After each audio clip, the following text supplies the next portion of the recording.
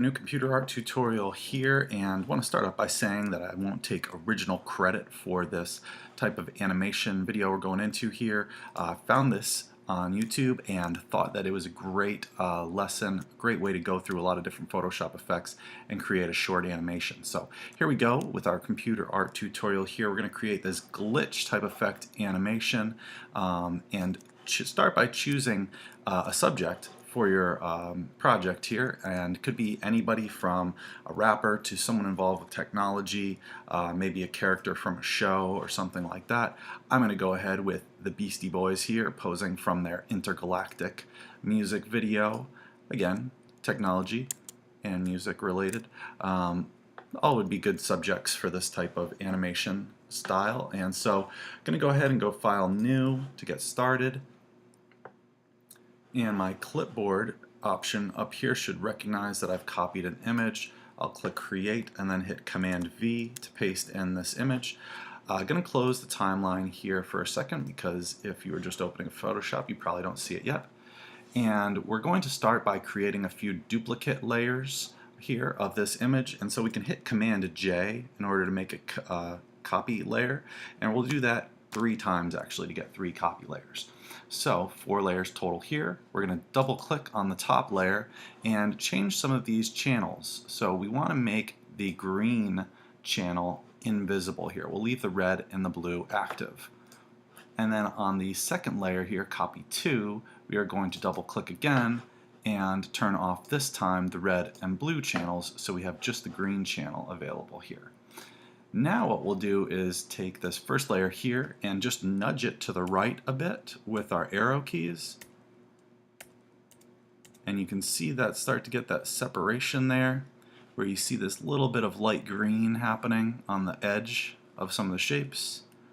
That looks pretty good. And then layer 2, we're going to move to the left. So we're trying to get a little separation here of the red and kind of green channels here, so you can see some of that kind of effect going on. Now maybe I'll move this one back to make the green area smaller. Again, just a little bit of nudging to kind of get separation here so we have this kind of glitchy image going on.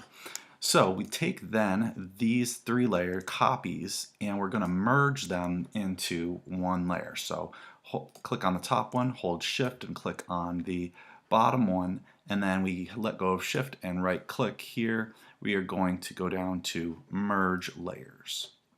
So these are all merged into one. We're going to double click right where it says layer 1 here, copy 3, delete that, and I'm going to call this one RGB and hit return. Alright, so now what we're going to do is add a little bit of a noise filter to this to get a little speckling in there. So we'll go filter, noise, and add noise.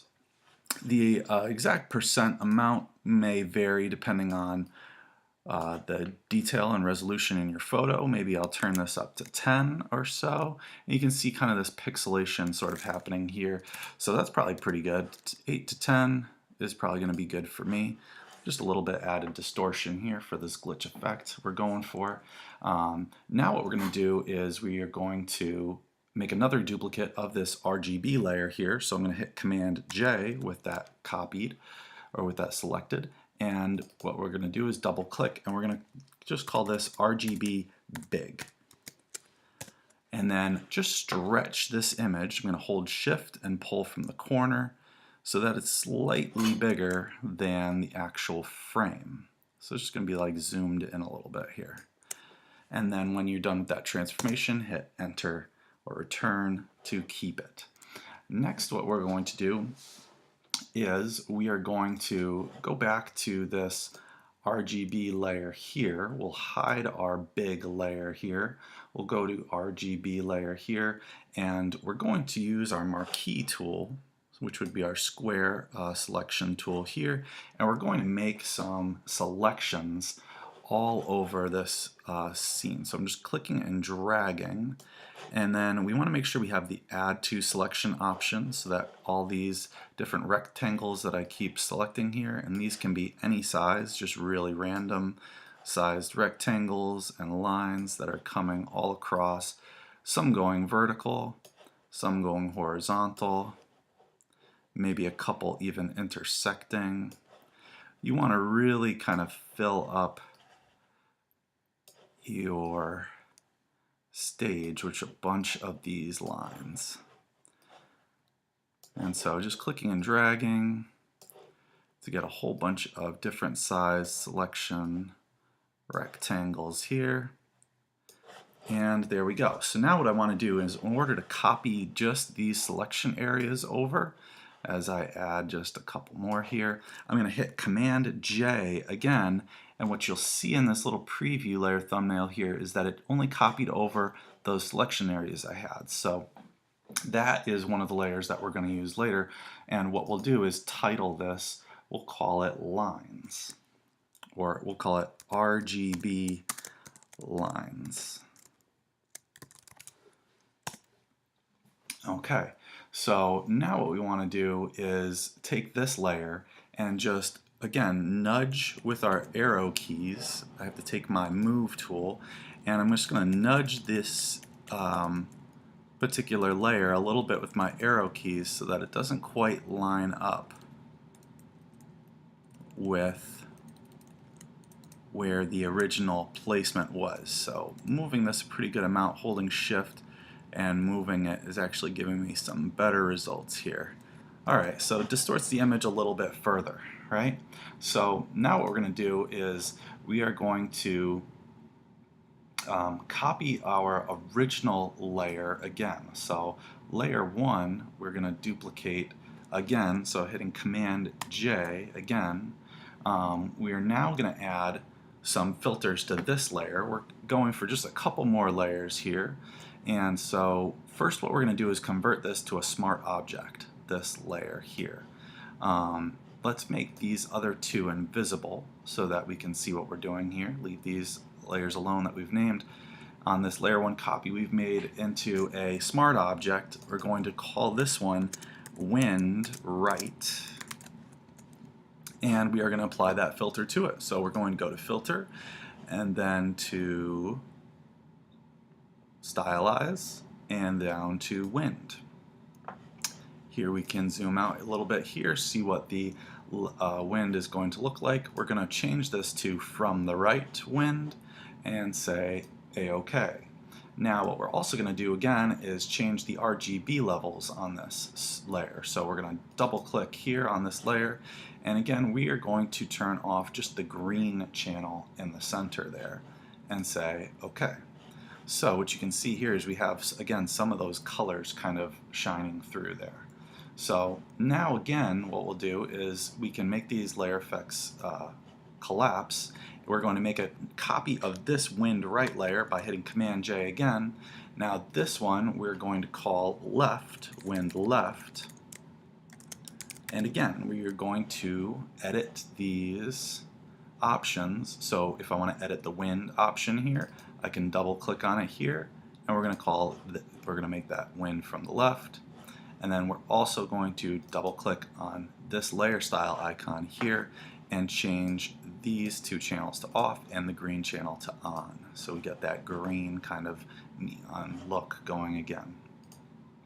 Okay, so we have both of these wind layers in there now, and so the next thing we are going to want to do is add in another line here or another layer here that we are going to add some more shapes, and then we will be ready to go to animating. So going to again hit Command, or actually nope, this one we aren't going to create a copy, we're just going to hit new layer, and this one we're just going to call Lines. Alright, so what we want to do on this layer now is just add in a few more shapes here. So maybe a rectangle there, and we want to fill it either a blue or a purple or a green color. So then I'm just going to take my paint bucket and go ahead and fill in that layer there. Oh, I can't see it because these two layers are also visible. So now I can actually see what I filled in that spot. So again, I'm going to take my rectangle tool and select a new space, maybe switch these colors around and then try to fill again over here. And then go back to my marquee tool again, click drag to make another shape. Maybe now I'll go to a light greenish color and back to my paint bucket and fill again. And a few more shapes here, just to kind of pull this effect together, balancing out the colors a little bit here. Oops. So what I meant to do here was I was going to use my eyedropper to get this color back. Say OK, and then fill this shape here. Maybe a couple more small rectangular or square type shapes. Maybe one here. Again, take that blue color maybe. Add that. Now I'm going to hit Command D. Let's see, to get rid of all my selection areas. I might add one more touch of a color here again. And you can obviously feel free to put these shapes anywhere you please. Add more of them, less of them, anything like that is up to you. So now that we have all these layers ready, all right, we got all our layers good. Now what we're going to do is go into the timeline and create the animation. So we want to go to Window and then down to Timeline here. And when you open your timeline, you're going to have two options: create a video timeline or a frame animation. For this particular project, we're going to create a frame animation. Choose that option and click Create. So what we're going to do here is first we're going to check out the amount of time that we have each frame displayed. So this frame we want to put at 0.2 seconds. Alright, this is our new frame button right here. We'll click on this button to create another frame next to it, and then we will go to 0.1 seconds. So notice on this first frame, only thing I had visible was our photo, our original photo. Now on this second frame with this selected, we are going to make a couple of our layers visible. So basically what is going to happen here is this frame is going to be a snapshot of whatever layers are visible. So now I'm going to go to create another new frame, and I'll just change up again whatever layers are visible. So maybe wind left and shapes or the lines layer will be visible now. And then create another layer and then do another combination of layers visible. So now there's that combination. And again, on this fifth layer, I'll maybe add on these lines that are visible. And then one last one here, we'll go with 6 frames. You can obviously add more if you want to make your animation longer. We'll turn on this big layer to have that be visible as our last frame. So if I want now, I can click through and see what each one of these frames looks like. And then we can play them. And if we want it to loop, we want to click on this arrow next to once and change the looping to forever, and then hit this play button down in the timeline to see our animation run through. And there you have it. We've created a kind of glitchy effect animation here of some subject, any of your choosing. Last thing we would want to do is export this, and so we would go down to File, Export, Save for Web. In here we will have some options to optimize the size of this animation for the web. So we can see I'm at 1.4 megabytes, which is a little big. The size of this animation could be a little bit smaller, so maybe I'll start with making it about 75% here. With the width of 750 pixels is pretty good. This number here, the lossy number, will help save some space. If you turn that to 20, about should be good. I've already got this at 128 colors, and so that is a little bit lower than the 256. If maybe you're on 256, you would want to change that to 128. So this size now, it's under a megabyte, so that is pretty good. Maybe I'll go down a little bit further with this to about 60%. 600 width of pixels is pretty good. We can click preview to preview what this animation would look like at the size and resolution we have it at. And so there we go. That looks pretty good. And it says the size is about a little over 500, which is a good size to go for this animation to make it. optimal for the web. And then we'll just click save, and there you go. So I hope you have a lot of fun with creating your own glitch animations, and good luck.